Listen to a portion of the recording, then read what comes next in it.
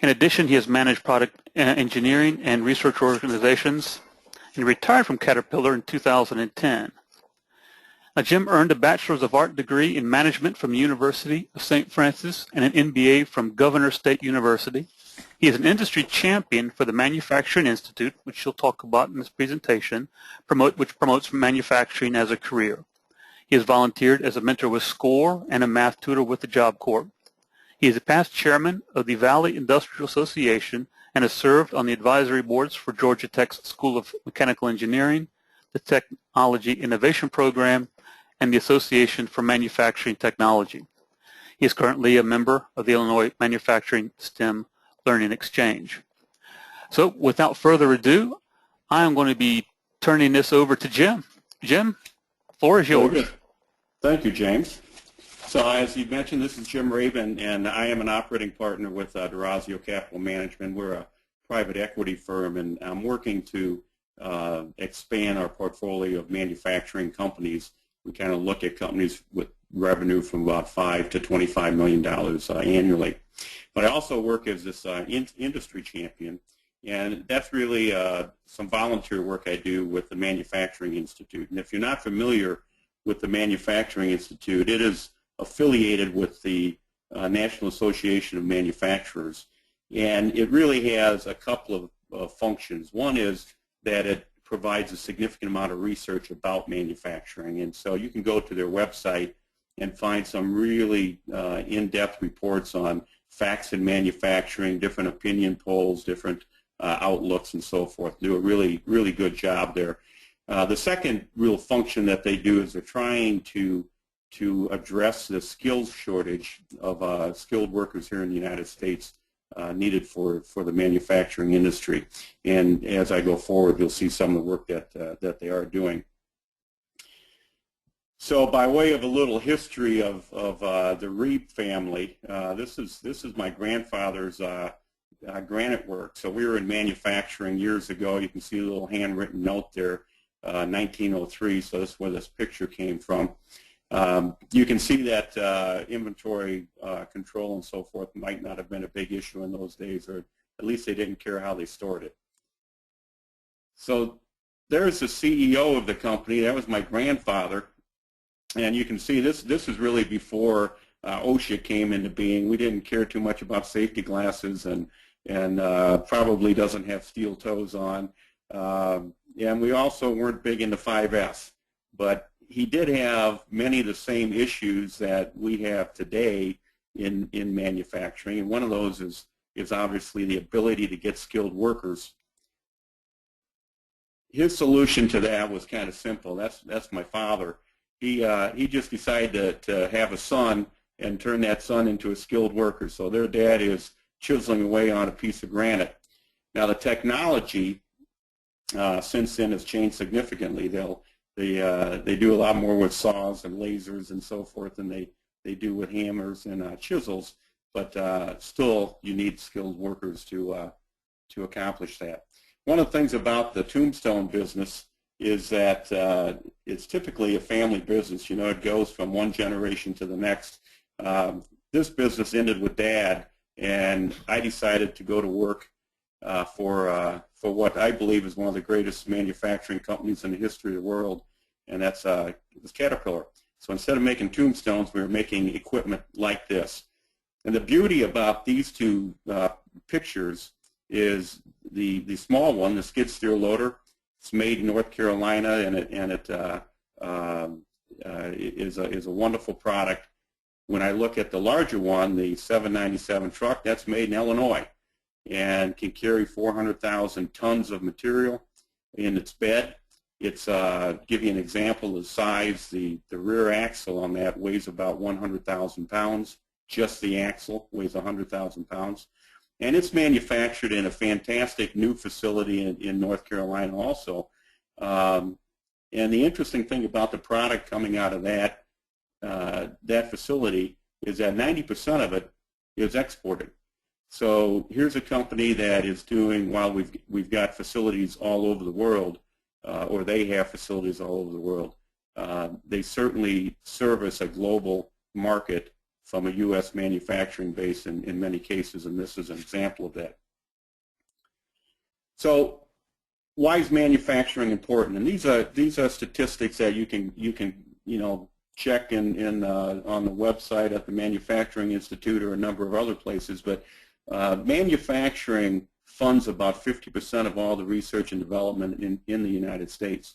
When I retired from Caterpillar as director of manufacturing, one of my roles was research and development within the manufacturing space, and it's very important to keep the productivity in manufacturing going forward, and without this kind of investment, it just doesn't happen.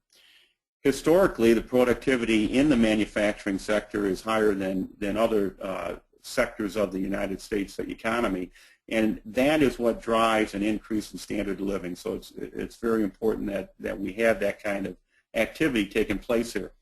In manufacturing, they pay about 19% higher wages than the non-manufacturing jobs, and that includes pay and benefits, and in many cases provide educational opportunities.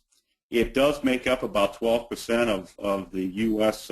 Gross domestic product, so it's a huge piece of our economy. It pays 30 to 34% of all corporate taxes, and it has the highest multiplying effect of any sector. So it's about $1.46, I believe. So for every dollar you spend in manufacturing, you generate another $1.46 in the economy.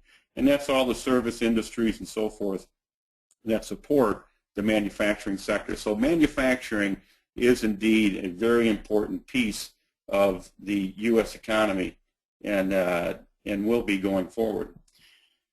So this slide I probably put together 10 or 15 years ago, and I would tell you that there's not a lot that has changed. I believe the keys to Made in America, to being able to stamp that label on a product, comes down to these major bullet points. One is that you have to create this right business environment, and that's laws, and it's our education system, it's our healthcare costs, and it's our infrastructure. In laws, I'm talking about the tax law, I'm talking about the EPA as an example, torts and so forth.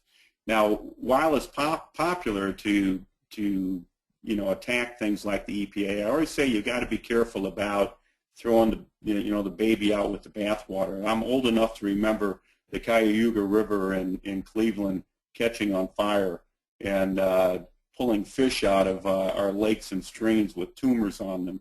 So the EPA does serve a role. It's just a question of how big a role do you want it to play. So it's important that all of us get involved in helping to create that right business environment. And that's the same with education, with our healthcare system and infrastructure. And of course, coming from Caterpillar, I love infrastructure development.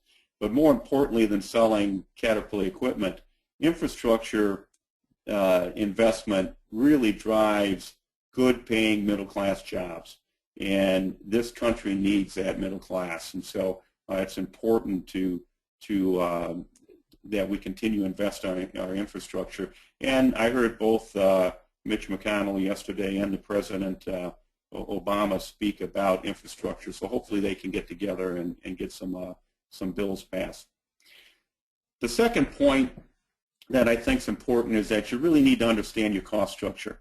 I would argue that over the last number of years, as manufacturing was being outsourced to Asia and Mexico and other places, that we didn't always understand our cost structure. And as you start seeing it coming back, that's the reason. And I'll give you an example. If we have a product that only has 5% labor cost in it or 10% labor cost in it, you have to question whether or not it makes sense to move that across an ocean.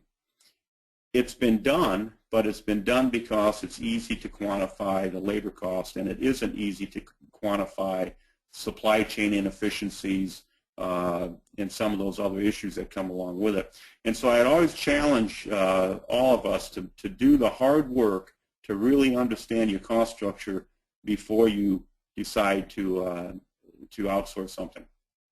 So the bulk of my talk are really in these next couple areas. One is investment in technology and innovation and how that can help you be competitive in the United States. And I'll give you a couple of examples. And then supply chain, but supply chain as it relates to the workforce. And to me, it's interesting. If you're developing a new casting supplier or a new supplier of raw material, you're likely to invest a significant amount of effort in the development of that supplier.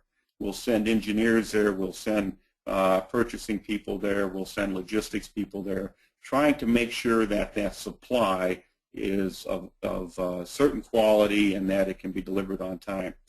But when we talk about what we often say is our most important asset, which is our people, we often don't put the same effort into it. We don't send our engineers to the high schools or to the universities and work with those organizations to develop a supply of good quality potential employees for our private industry.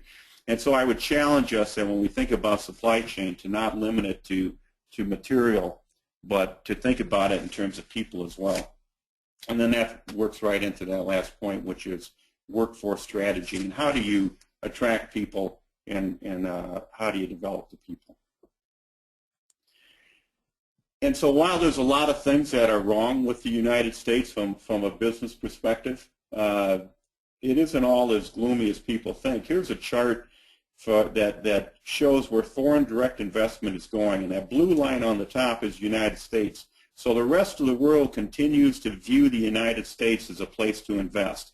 And you can look at companies like BMW, Mercedes-Benz, all the automobile, Hyundai, Toyota, Honda have all increased investments in the last number of years. We have people like Michelin manufacturing tires here, or Siemens, who's opened up a high-tech facility for turbines. So there's a lot of investment coming here, and it's coming here because the United States is a great place to manufacture. The other thing that we're seeing, in addition to people coming here, we're also seeing that work that's been outsourced is being reshored.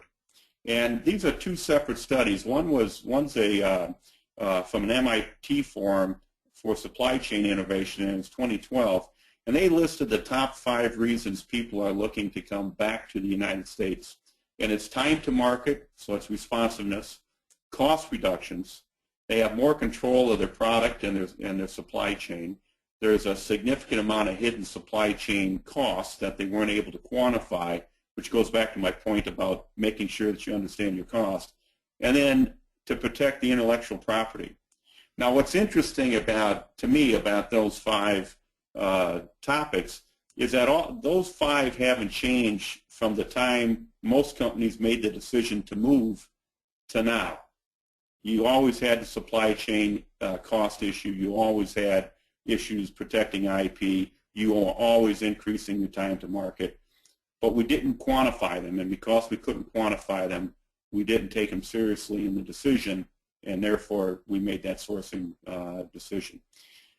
The other side of this chart is PricewaterhouseCoopers, along with the Manufacturing Institute, did a survey, and you can see the cost of doing business overseas is a reason to come back, transportation costs. There's risks, including war, disease. In northern Mexico, the drug wars that we've seen in the recent history. The last 2, though, are really kind of game changers. The change in energy prices here in the United States is certainly making it more profitable to come to the United States. And then also U.S. innovation, that there's a feeling amongst those that were interviewed that we have innovation here.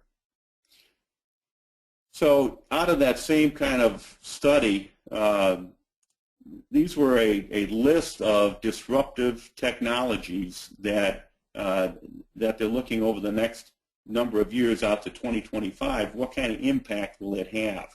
And you can see a lot of them there, but I'm going to talk a little bit about robotics because I do have some experience in robotics. So there's a new generation of robotics that are coming out of there, and this is reported again out of PricewaterhouseCoopers and the Manufacturing Institute. But to give you a size of the market, there's 1.5 million robots in the world. 59% of the people interviewed said that they do use robots. 27 say they have no need, 27%.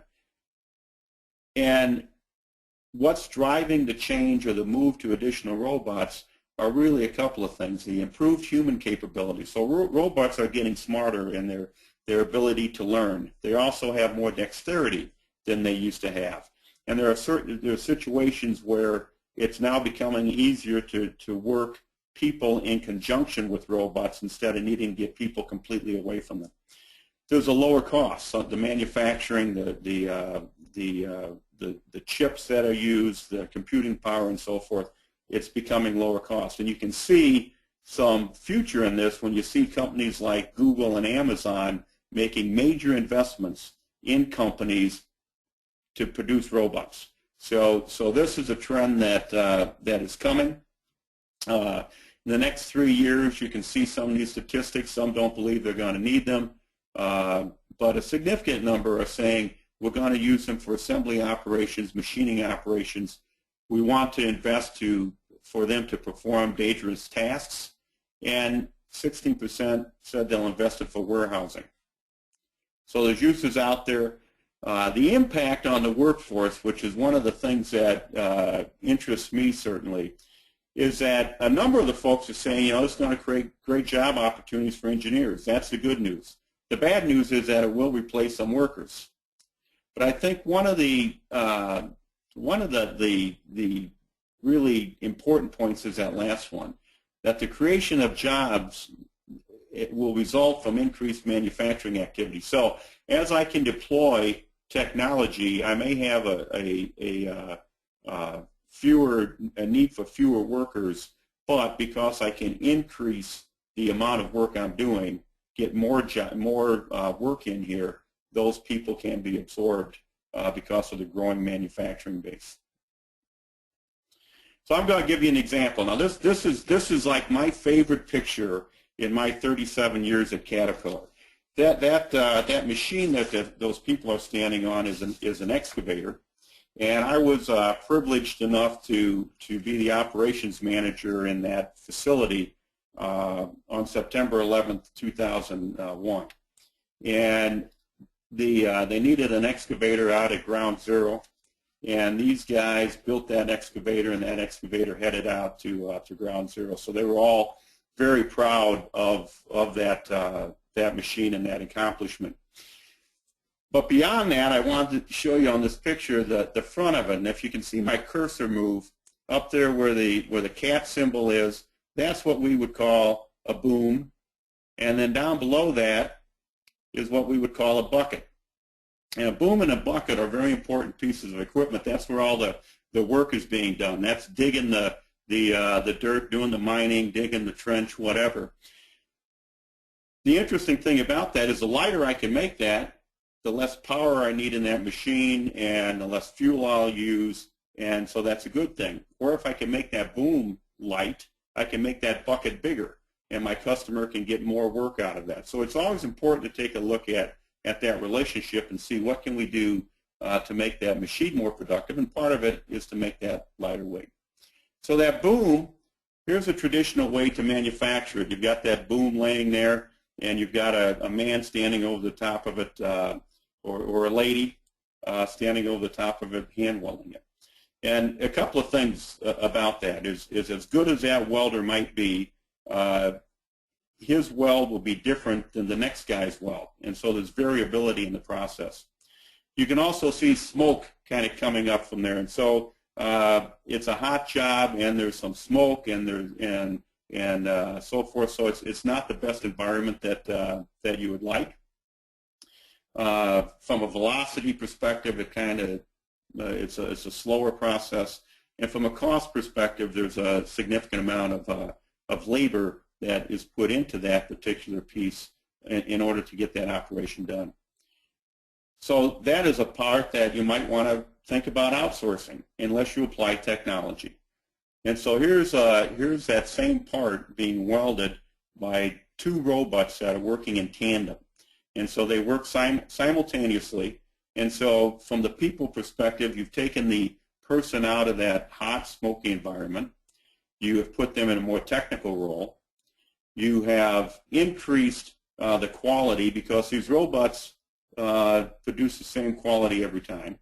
You've increased the velocity through the process, and as a result of increased productivity, you've reduced the cost of the product.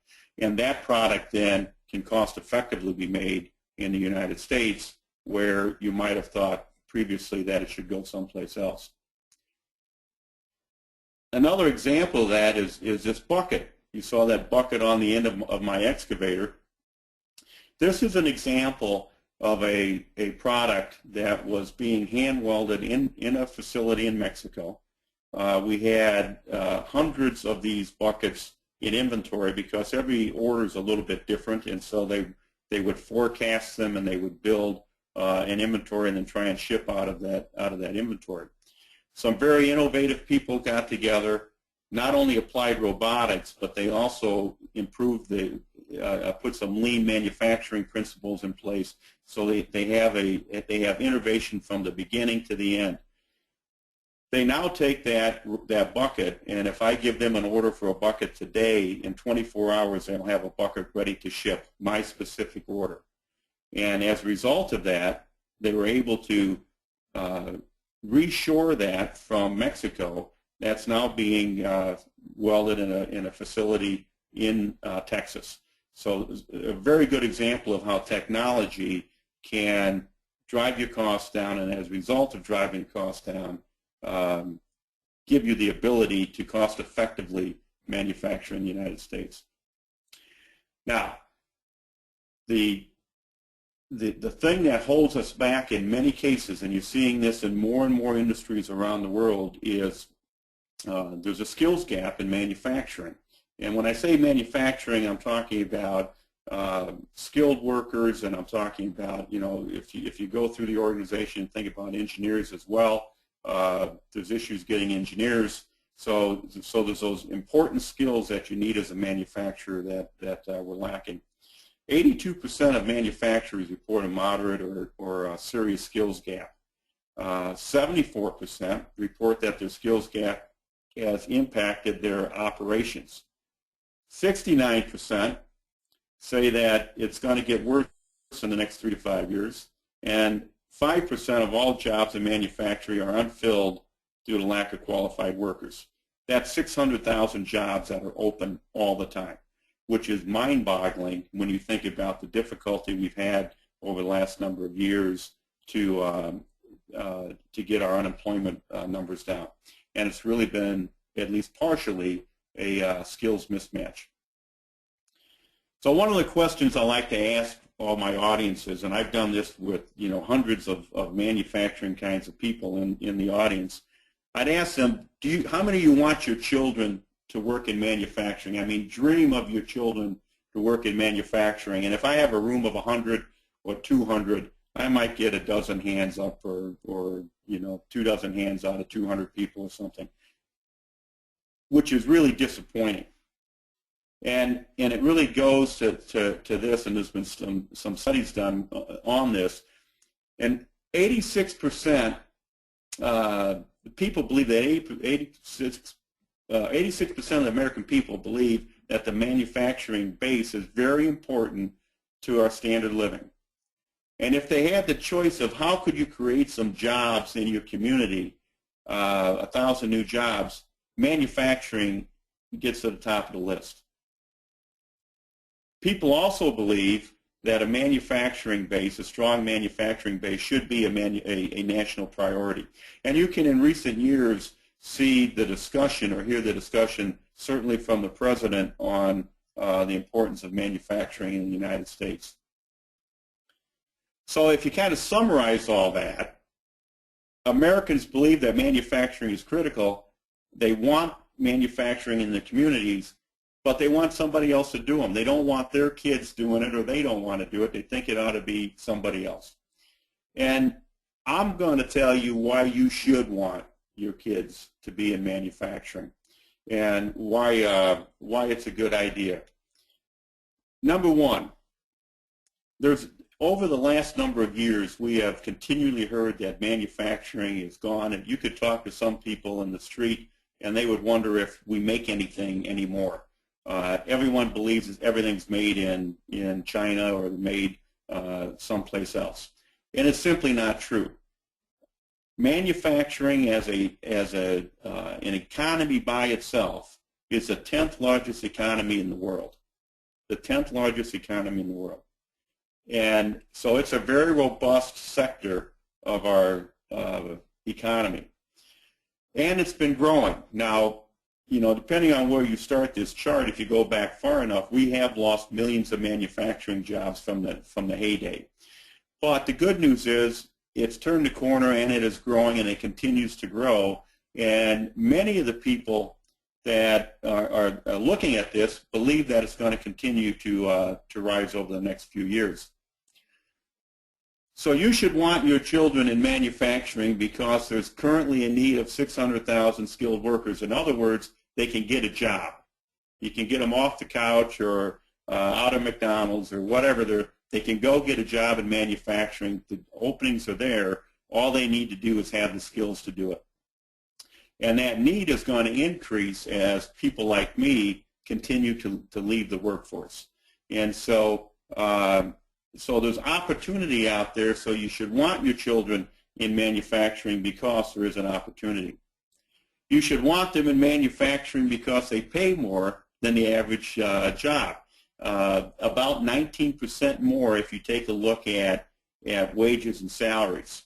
And in fact, from a healthcare perspective, about 78 or 79% of manufacturing companies offer healthcare. And the average in the United States is something like 55%. In fact, the healthcare industry, only about 50% of the businesses in the healthcare industry offer healthcare, which is a little ironic. But manufacturing pays better than non-manufacturing jobs. You should want your kids to work in manufacturing because it's not my grandfather's factory anymore. There's a belief that all manufacturing operations are dirty and they're hot and they're dangerous and so forth. And that was certainly the case, and it's certainly the case in some places yet today. But more and more places are clean and high-tech. And here's a couple. These are both Caterpillar facilities. One's an assembly facility in Illinois, and the other we talked about is a facility in Texas. But manufacturing today is clean, it's high-tech, and it requires a different skill set in many cases than what we had previously. So as we look at all these, all the reasons why you'd want to be in manufacturing, the question becomes, how's the pipeline, and how's the flow of good people coming here? Well, obviously we talked about a need for 600,000 people, and part of the reason you have that need is that many folks don't qualify. I can remember wanting people to come to work as a factory position, and needing them to pass some exams, 7th grade math exam as an example. And we'd only get 50% of the people that could pass it. And so our pipeline in those areas really aren't filling the need for the manufacturing facility, even if you're only looking for someone that can do 7th or 8th grade math, and these people must have a high school education. So it really says my high schools are failing me at least on a certain percentage. So, the other thing I'll often ask parents is, how many of you want your kids to go to college? And you could get virtually 100% of the people to raise their hand and say, yes, I want my child to go to college. So here's some interesting statistics. Out of every 100 ninth graders, so you get 100 kids start high school, 68 are going to graduate on time. Of those, 40 are going to go to college, directly to college. Of those, only 27 are still enrolled for their sophomore year. And of those, only 18 earn a bachelor's degree in 6 years or an associate degree in 3 years. And of course, we know historically an associate degree is a 2-year program and a bachelor is a 6-year program. The other thing that is disconcerting is of those 18 that graduate, about a third of them will get jobs that don't require a college education. And so you're really down to about 12 people.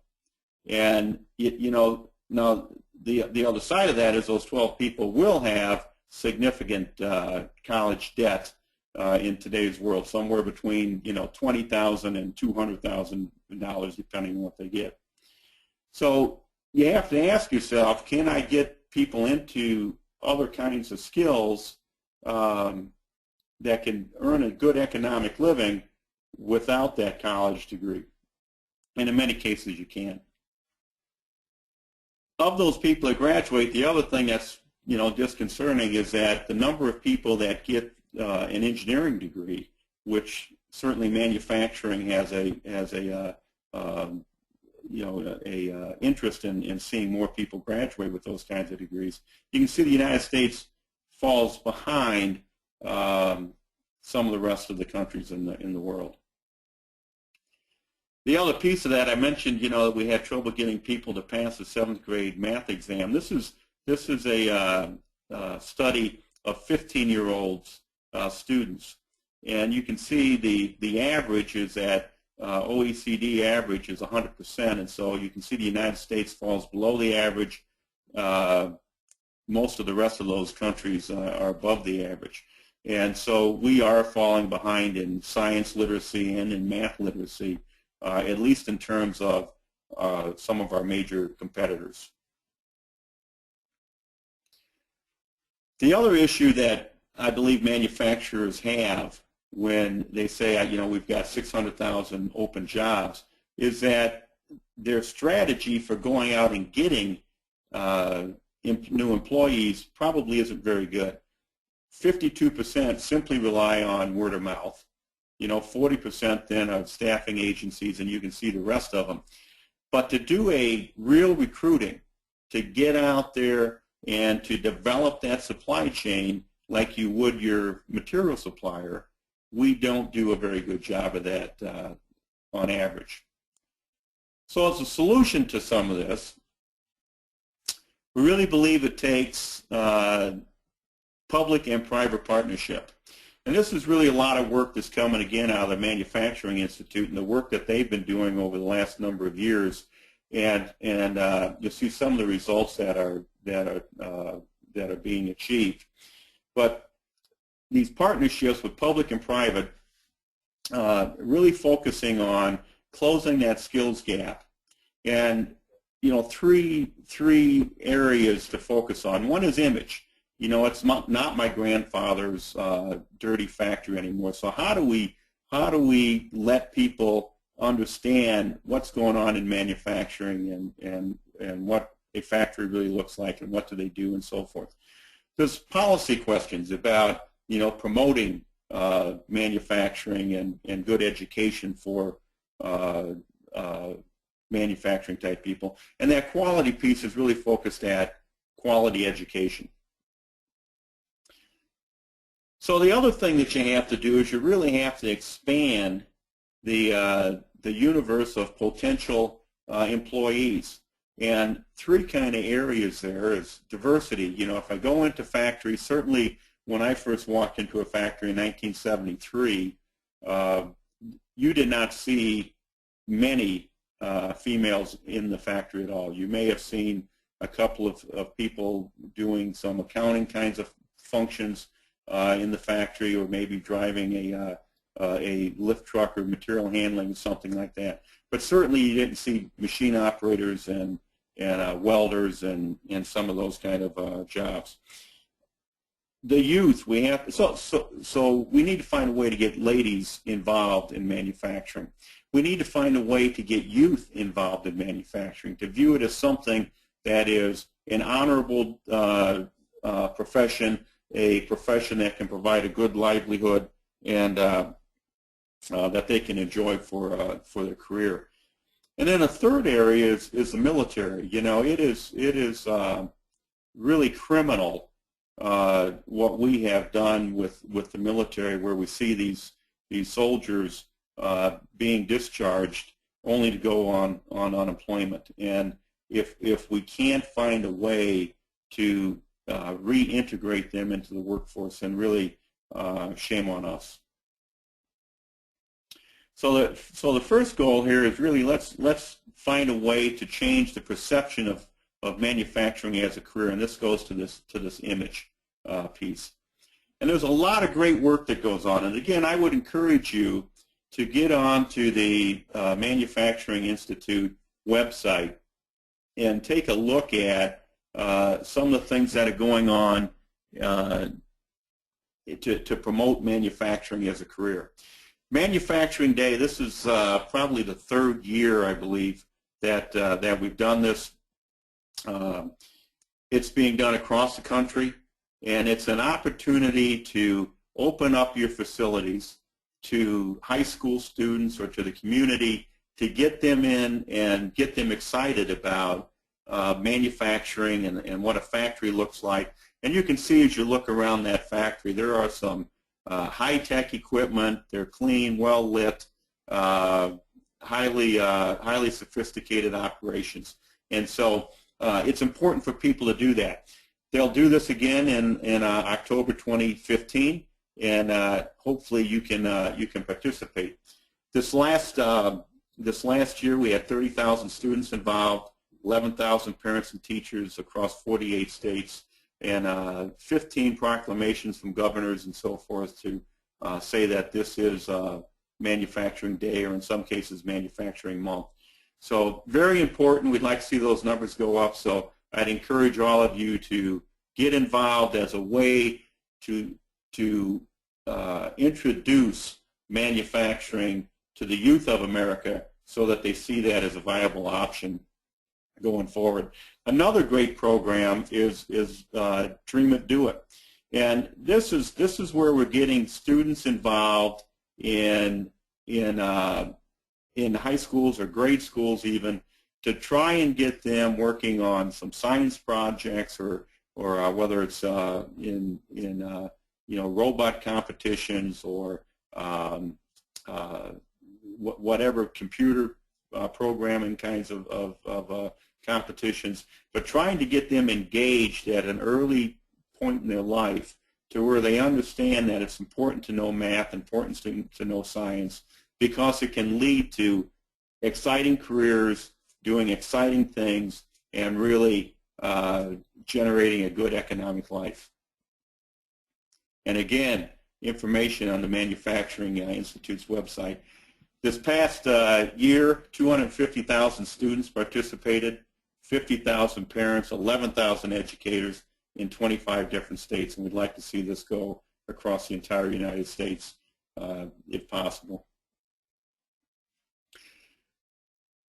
The Step Ahead program is really trying to get women into manufacturing, and so I'd encourage you to look around your organizations and see who are the female leaders or the heroes that might be out there that have made their way to good positions, or have developed new technologies, or whatever, and give them the recognition that they need. And so there's a program that the Institute coordinates that recognizes these female leaders, celebrates their careers in an attempt to inspire that next generation, so that they end up coming into the manufacturing world and giving us that more diverse workforce, and make sure that there's opportunities going forward. So, take a look around your organizations, and who are those ladies that should be recognized, and let's get their name pushed forward.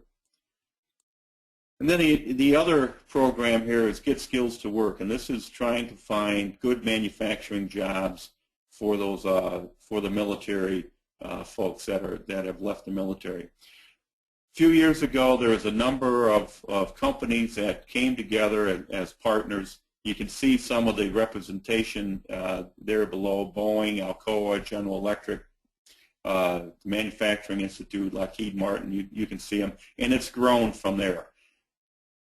But it's an opportunity to go out and say, here's the jobs that we have, and then they're trying to match those jobs with the skill sets that the veterans have in order to give them an opportunity to get a job in the private sector.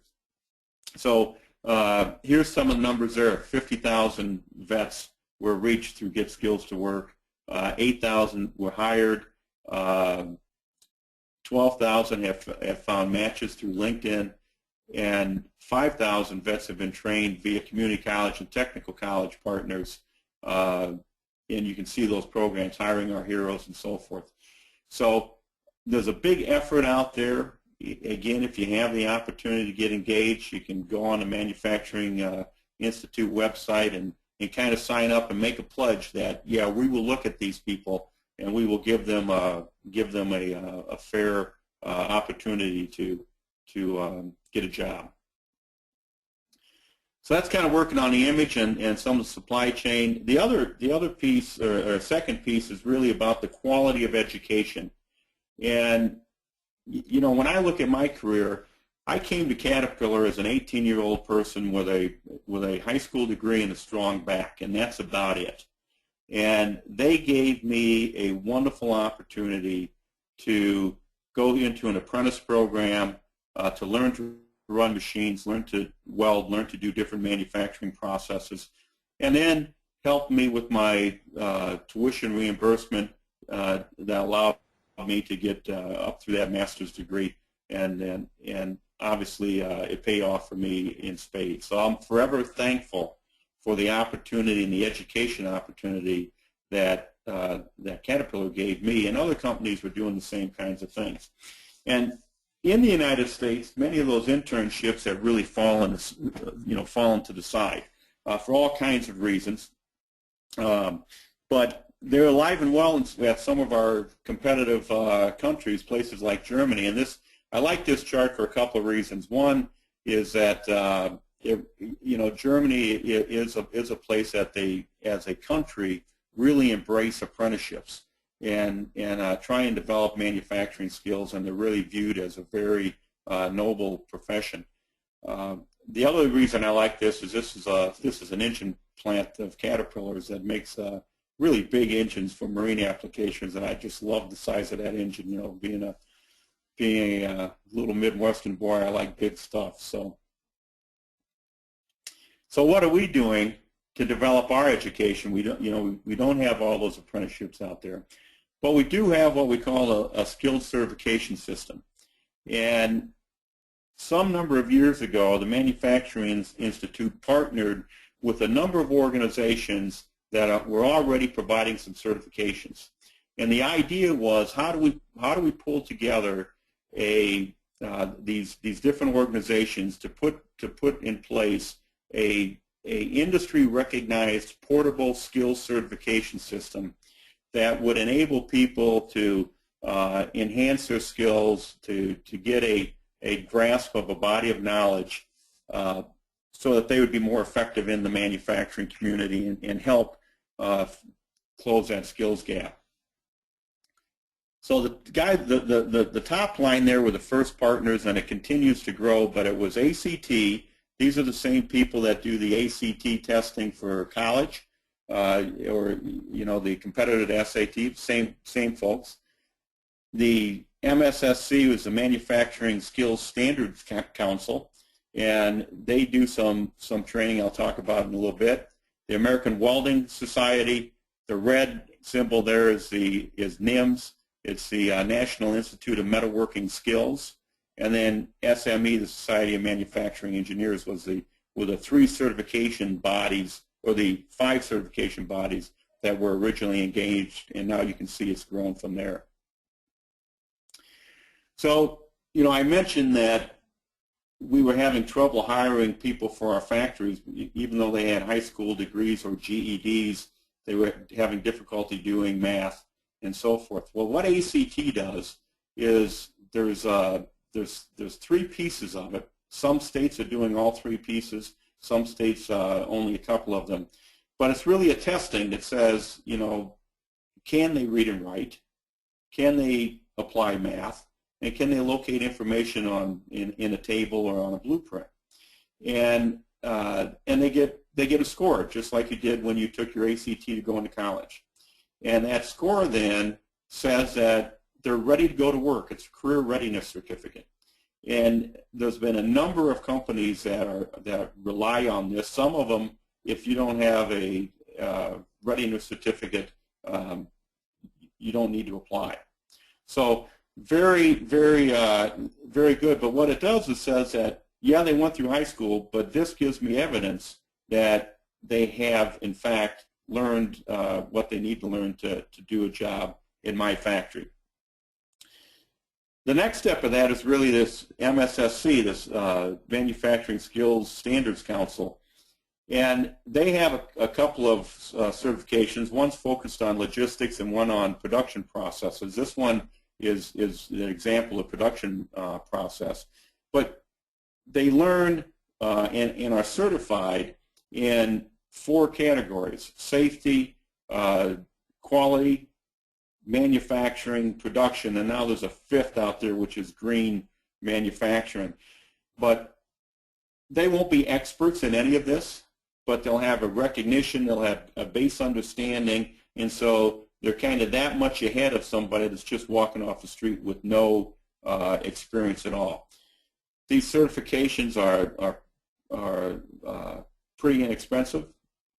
Probably $400 to $500 is what it costs, but would give a person coming out of high school a leg up on someone looking for a job, certainly if they're coming to my facility. Another program that's out there, which is one that it started out in Minnesota, is one that they call Right Skills Now, and this was worked in conjunction with the with NIMS, the National Institute of Metalworking Skills. But there was a group, and local community colleges. So there's a group of manufacturers that said, we want machine operators. So they don't want people with bachelor's degrees. They don't necessarily want associate degrees. We want people that come in and run a machine. So they developed a program at the community college that was a semester long that exposed them to a CNC lathe and a CNC milling machine, taught them about gauging and some of the other things that needed to be taught. They did this in conjunction with NIMS, as I mentioned. So at the end, and they worked internships. So these local businesses that were needing people said, come here and you can have an internship as well. And so at the end of a semester, they're ready to enter the workforce. And that is really powerful when you think about that. Now those skills and that education can carry on for an associate or a bachelor's degree, but to be able to get a jump start, get right into the workforce, very powerful. Started in Minnesota. There's a number of schools that are replicating or putting a program together that's based on that kind of thing. And again, you can go to the Manufacturing Institute and get additional information. It's also important, I think, when you talk to your pipeline, is it gives them a vision of where you can go. If you start out as a general laborer, here's the wage rates, and you can move on up and you can see some progression. And if I look at it from a perspective of career pathing, you've got on the left-hand side, you've got your traditional education path. And on your right-hand side, you've got your career path, which is really looking at the different job functions that there might be there. And down that middle is kind of a potential certification path that said, they came in, they got certified as with NIMS or with AWS, and then maybe go to that higher level with Society of Manufacturing Engineers or APICS or AQS or whatever that might be, and really gives them a career path that maybe can either supplement the education or stand alone. So in the past 3 years, we've seen 290,000 industry certifications. So it's catching on, but I really think we need to create a draw for this to give these kids that aren't going to get their bachelor's degree or can't afford to go to college, what can we do to get high schools or junior colleges or community colleges to partner with these certification organizations to give these kids a real path to employment. There's a lot of value in doing it. 90% of the companies that use industry certifications believe it makes a difference. And community colleges are partnering with this, but it's really important that that industry drives it, because the community college is more than willing to provide something that industry wants, but they're not going to do it until they get the pull. So somebody has to step up, and industry says, I'd love to have people with certifications, but unless they take action, the colleges aren't going to do it. So it really takes a partnership there to work with those community colleges or potentially high schools to generate some of these credentials. Certainly the experience says the recruiting costs are lower. I don't have to worry about that person not passing that math test. Certainly if I have a certified welder, I don't need to train that person nearly to the level that I would normally have to train a welder in my factory or a machine operator, and so my entry-level training costs are improved. The history would show that it's improved employee retention. It's giving opportunities for advancement as these employees get more and more skills. Improves engagement, lowers relocation costs, and improves workplace safety in that they have some safety training group before they ever come in. And there's a nice study on that, again, on the Manufacturing Institute website that really talks about employer perspectives of the certification program. So a third element on this is really talking about policy and advocating for education and job training policies that strengthen that U.S. workforce. And for that, I mean, you need to make your voice heard. We just passed yesterday, day before, we had the election on Tuesday, and people go out and vote for all kinds of reasons. But this idea of education and how do you educate a person so that they can have a good economic life is so important to everything else they do, whether it's keeping crime in check, keeping self-esteem, you name it. Having the ability to go get a job and make a good life for you and your family is so important. So it's important that we seek out those politicians that can influence it and make your voice heard. 2/3 of the eligible voters on Tuesday did not vote. We need to do a better job than that. So what can you do? Well, if you're an employer, you can prefer certifications as part of the screening process. As an example, you can say that I've got an opening for CNC operators. We would prefer that those CNC operators are certified, that they have some NIM certification, as an example. Probably don't want to require it, but you can certainly prefer it. And when they come to you, then you can move them to the top of the list in terms of, let's interview these people. Just like you would if you were going to hire an accountant, you would want someone with an accounting degree, and you would move them to the front of the line if in the interview process. You could ask your education partners, the community colleges and so forth, to deliver nationally certified students. Don't just come out with a general kind of a program, but get them certified in a body of knowledge so that we know that they grasp that body of knowledge and that it will apply to our manufacturing jobs.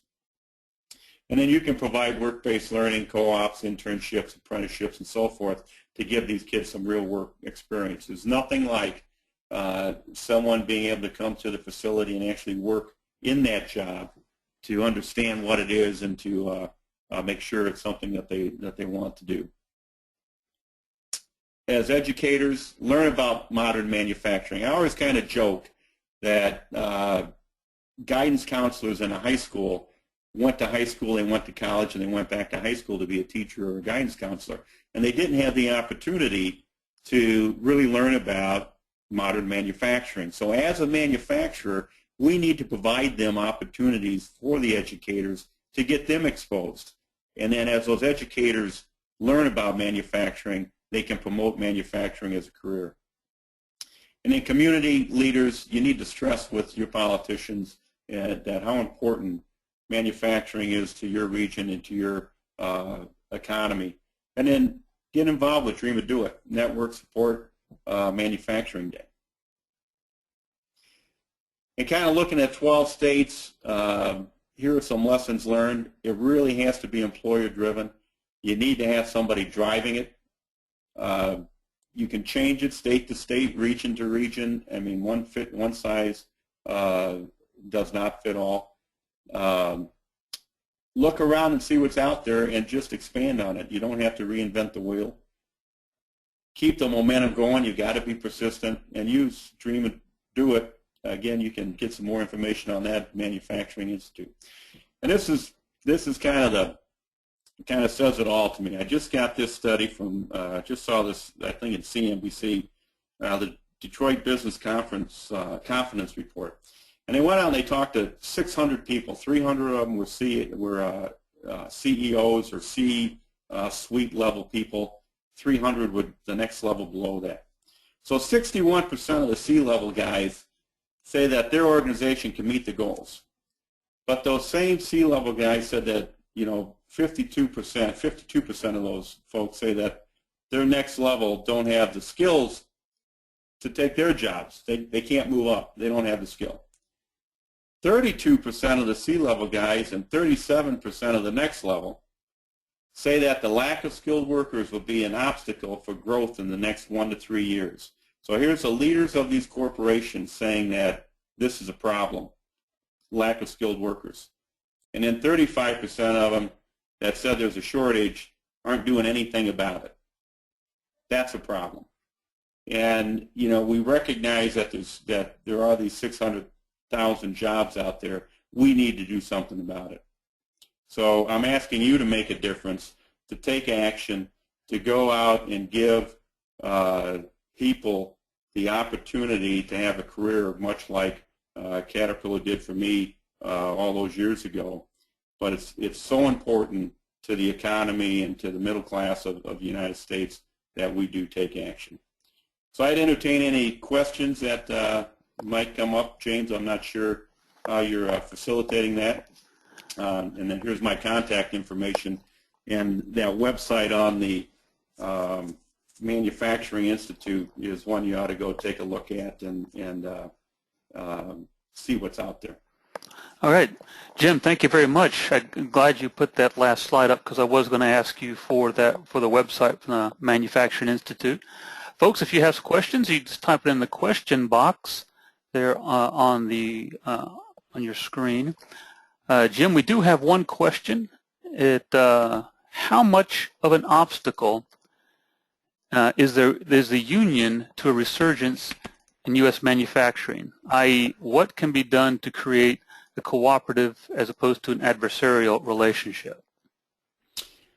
Well, I believe that to begin with, I was a union employee, right, and I worked with unions, and managed facilities with unions much of my life, and the people are wonderful people.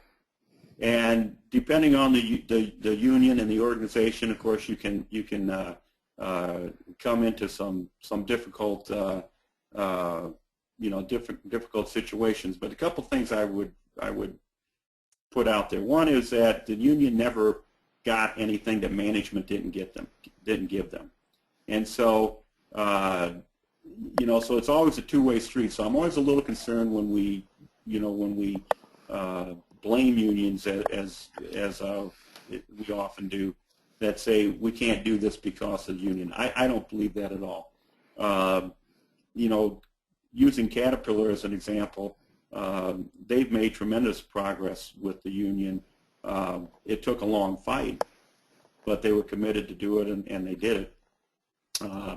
So I don't know that they're an obstacle. I think we have to work harder as a management team and as executives and owners to work with those unions and help them see the benefit to their employees and to their union to get these people trained. I would love to see an industrial union, as an example, take this certification process on and say, we'll get these people certified and send you certified people, much as you do with electricians or some of those kinds of things with the electrical unions.